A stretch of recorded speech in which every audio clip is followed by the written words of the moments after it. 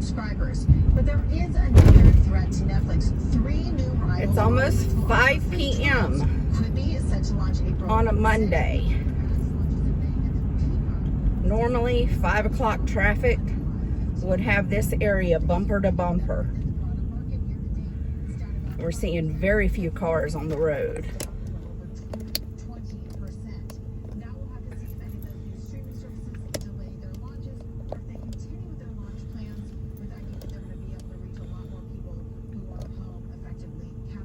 Well, I can't get that to sit straight because of the weight. Okay, there we go. That's better.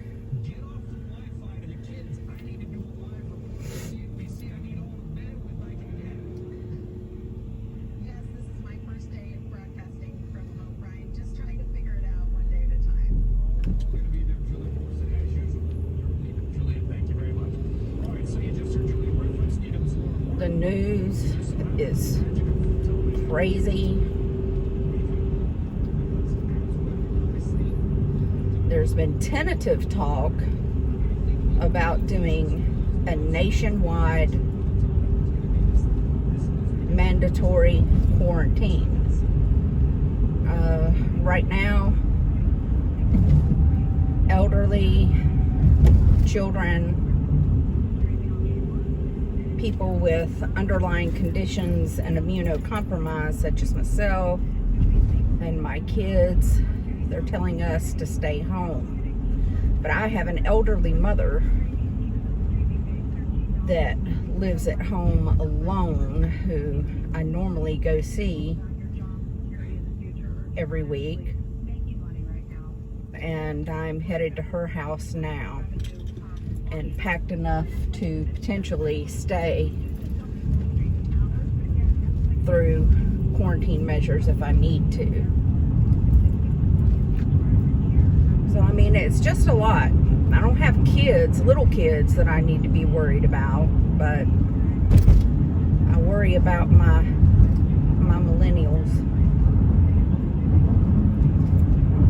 I find it funny, too, that, you know, everybody is always pretty much ragged on the millennials, but this crisis hits, and the first thing that doctor said on the news is that the millennials will be the one to pull us through this.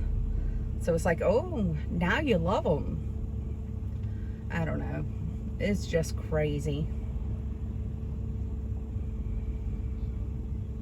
See, like, it should be like slam packed right now with traffic after work. But of course, so many people are working from home now. They've canceled schools for at least the next 2 weeks. My husband said that a friend on Facebook said when they went to go pick up their child that the teacher had their desk cleaned out and made the statement that I hope I see you again this year. I mean, that's just mind-blowing.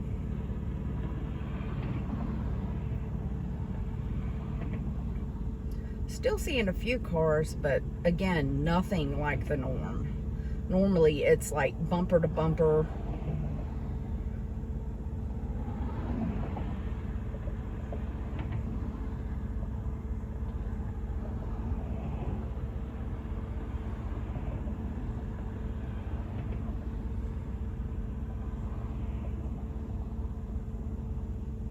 Anxious to see what it's going to look like on the interstate.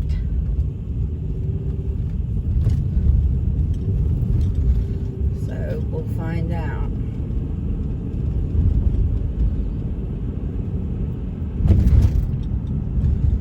Really familiar with this part of town. This is the route that I take to go back and forth to see a couple friends and to get to Mom's. They had construction on the interstate a while back, so I kind of got used to going through town instead of getting on the interstate and then hitting the interstate, you know, further down, 40. So that's what I'm doing today as well, because I wanted to see what it was like out and about around town.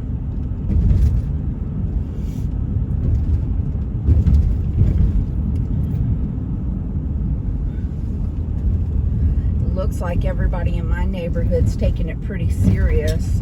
Some of the people that you're seeing out on the sidewalks, I'm sure is part of our homeless population. My future son-in-law does some outreach, and he has cut back to doing things one-on-one, meeting people individually and helping them, as opposed to going to the shelters or out talking to people, you know, on the street, which I'm quite sure they're feeling the impact of, because he was really instrumental in a lot of stuff that's going on.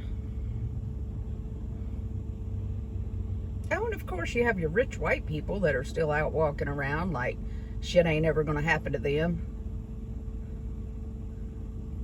You could tell I'm in the more affluent part of town now.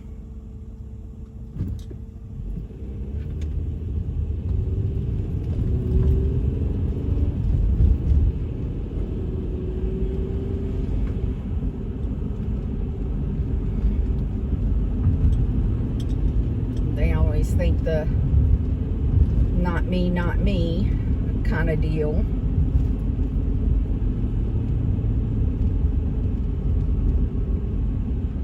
Schools, of course, like I said, are closed.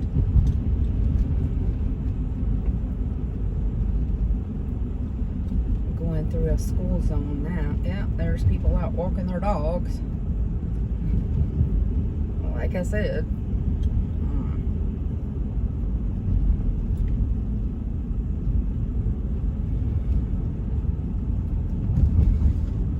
Nick, that's my daughter's boyfriend, future son-in-law, said that he went by the grocery store to try to grab a few things on his way home, and that there were people like actually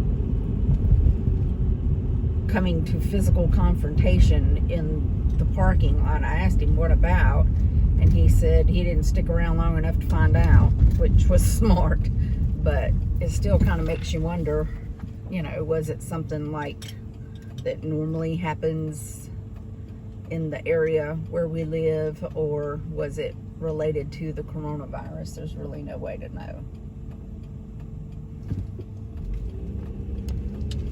Public transportation is still going. Gotta say, I'm a little shocked and surprised at that, although I really don't see anybody out at the bus stops. This gentleman's walking, bless his heart.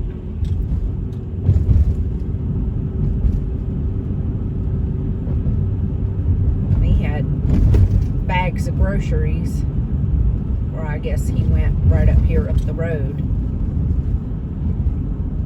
Now, this is 5 Points, so this is an area that is always busy, but there again, for the time of day it is, there's not a lot going on.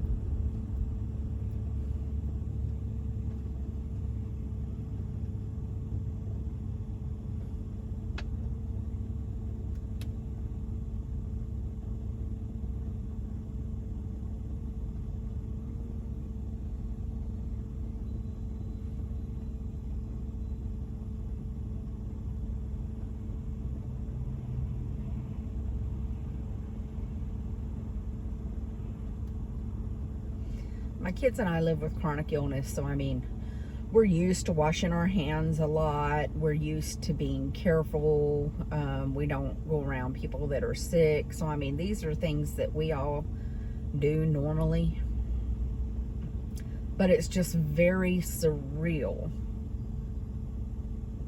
to see that for once, everybody can kind of identify a little bit of where we're coming from. I mean, of course, they don't have the symptoms, but they have to be homebound due to the quarantine restrictions and, you know, being so mindful of their health and others' health and things like that. I wonder if the political climate after all this is going to change any in how people look at and view people with chronic illness and the elderly. There was a lot of backlash, a lot of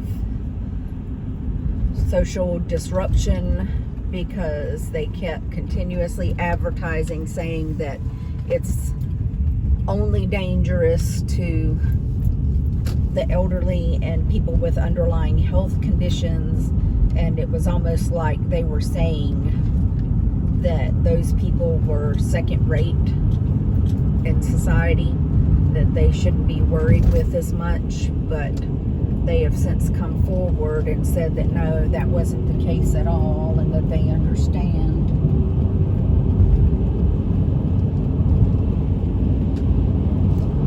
Okay, now this looks more like 5 o'clock traffic.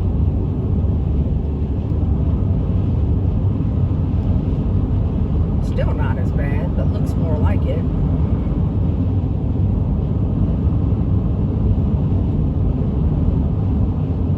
Get over in this other lane. This guy's in my way.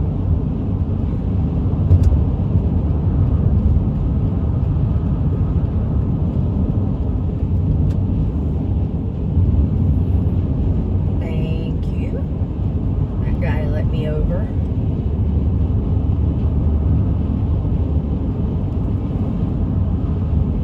And I mean, it's just day-to-day life stuff you worry about and wonder about, you know, how you're supposed to handle now.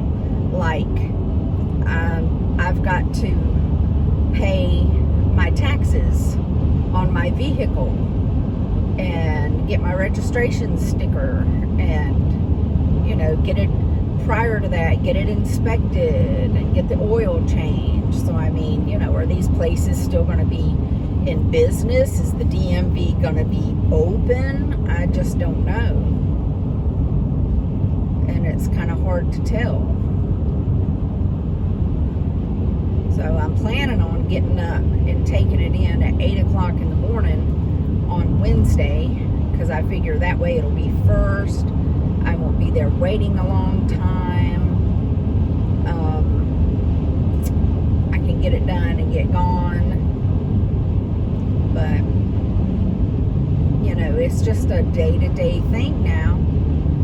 You really don't know what's going to be open and what's not, what's going to happen. Oh, this asshole behind me, like, revving up, passing people, it's whatever. Dude. Oh, my battery's low. Close. I'll just let it run until it runs out, in case I have to. But I mean, I can't really plug it up right now. It's too much driving down the road. I can't.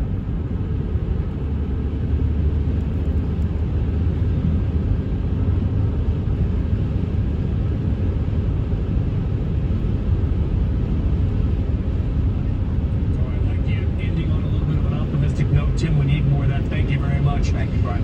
By the way, today was the 5th trading day in a row where the S&P 500 swung by more than 4% either way. If it does it again tomorrow, either up or down more than 4%, it'll tie the record 6 trading days in a row, set all the way back in November of 1929. That according to Ryan Tetrick of LPL Financial. We'll see you tomorrow night. Jim Cramer picks up the coverage. The sun off right now. Take care. Yeah, I had started a little nest egg for myself using that Acorns app, where they, you know, they invest your money for you, and had started a little retirement fund or whatever. And in one day, with the stock market plummeting like it did today, I lost like $25. And I mean, that might not seem like much, but I only had like $200 invested. It was something new, you know, that I was doing. So I'm torn, you know, do I try to pull what money I've got saved up, because it's the first time in my life I've ever been able to save any money. Do I pull it out, or do I just leave it, since it's money that normally I wouldn't touch anyway? So I kind of look at it like I won't miss it, which is not true, because for me $200 is a lot of money, you know. But I'm not sure what to do. I don't want to be part of the catalyst of further detriment to our economy by jumping on the bandwagon and panicking. But I don't want to lose $200 either. So what do? I know that the Acorns app, they're saying if you can get 12 people to sign up now, that they'll put $1,000 in your account. Well, I can't think of 12 people in this market that are going to do that.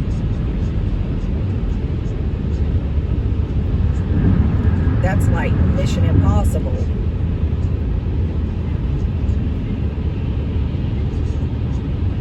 But for them to offer that, they must really be feeling an impact with a lot of people pulling out. One statement that was made was that right now you've only lost that money on paper. You've not lost it in actuality until you cash out. You know, that if you just stay the course and you hang in there, then things will pick back up and you'll get, you know, that money returned to you. So I'm trying to kind of look at it that way.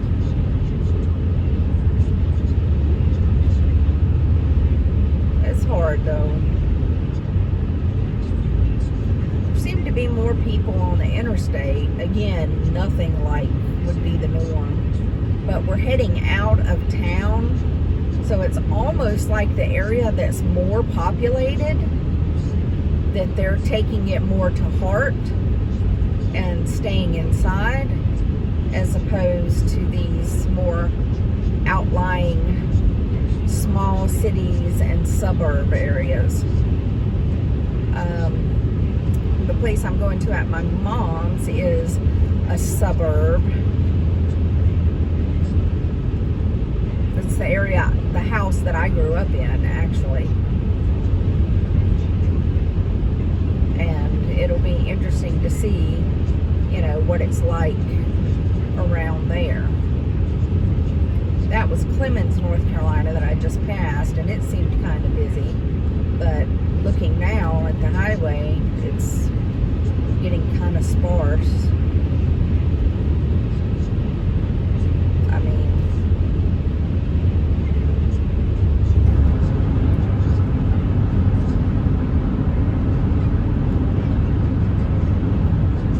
my husband does mortuary transport. You know, he picks up bodies after people have died and he delivers them to the funeral home, or, you know, wherever they gotta go. And they have come out where they put on practically a freaking hazmat suit to pick these bodies up, and then they douse washcloths with Lysol and you lay it across their face. I guess their thought being that if they're positive for COVID, a lot of people don't know this, but after somebody passes away, when you move the body, they can still moan and, you know, do things. So there's still body fluids that could be put particulates into the air that way. Because with this being so new, we really don't know, you know, are people still contagious after they die? We don't know. So they have to do a lot of different things. They have to double glove, double body bag, mark on the body bag with a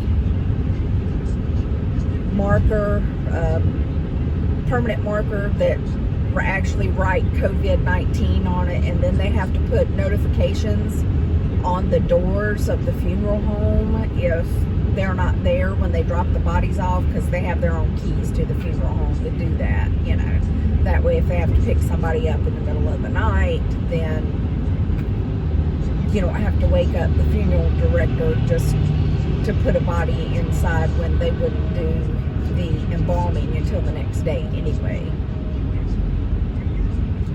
So it's a lot of those little facets and different things, you know, that you think about, because when you look way, way, way back, you know, to like the plague that was in England a long time ago, they said a lot of reason why it spread was, you know, dead bodies piled up in the street, and people would catch it from the bodies and things like that. I mean, not that we would ever have anything analogous to that here in that extreme, but it's just an example of something that was transmitted after death.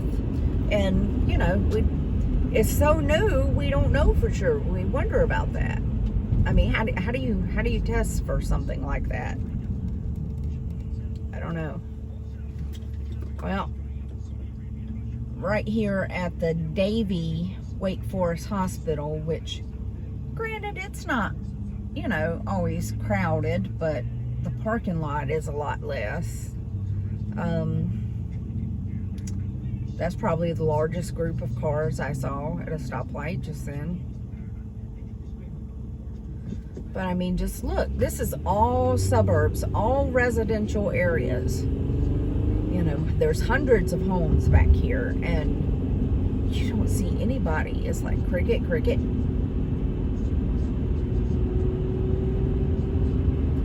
Especially for this time of day.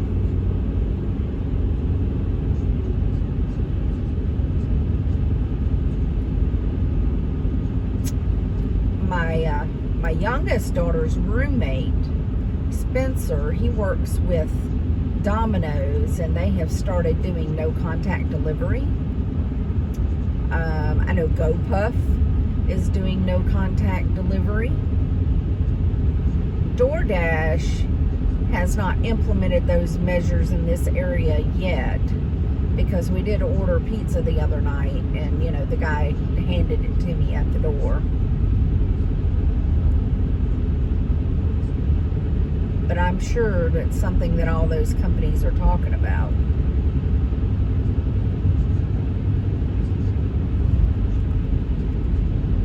Wow. I can't believe it. I'm making it to my mom's in like under 30 minutes and going through town. I never, ever, ever get here that quickly when I go through town.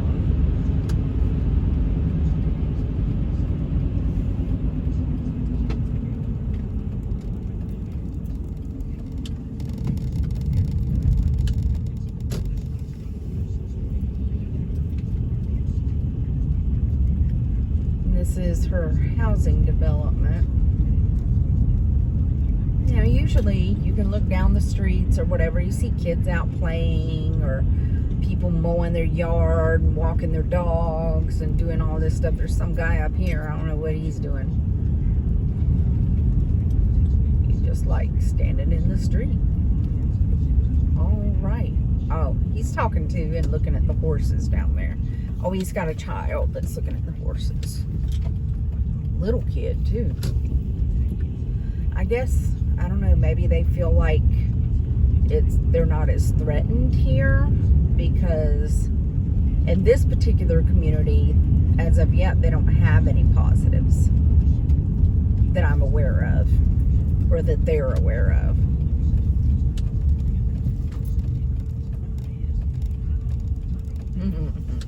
Sweet.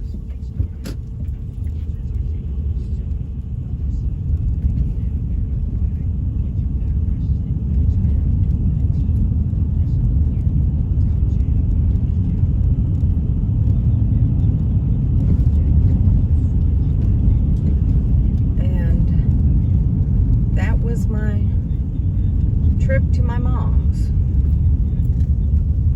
my adventures. Bye.